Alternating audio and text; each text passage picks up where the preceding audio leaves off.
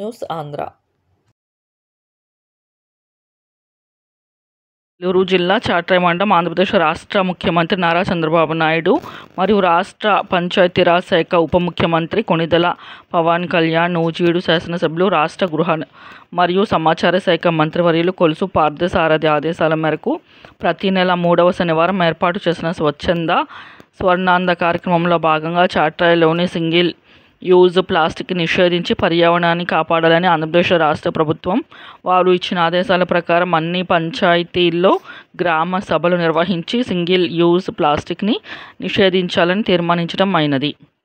అన్ని గ్రామ పంచాయతీల్లో పరిశుద్ధ పనులు చేపట్టడం జరిగింది. ఈ కార్యక్రమం ఎంపీడీఓ ఐ విజయలక్ష్మి మాట్లాడుతూ, పరిసరాలు శుభ్రంగా ఉంటే ఆరోగ్యం పెంపొందుతుందని, గ్రామంలో ప్రజలు స్వచ్ఛందంగా తమ పరిసరాలను పరిశుభ్రం చేసుకోవాలని, అన్ని ప్రభుత్వ కార్యాలయాల్లో అధికారులు బాధ్యతతో కార్యాలయ ప్రాంగణాలు శుభ్రపరచుకోవాలని తెలియజేశారు.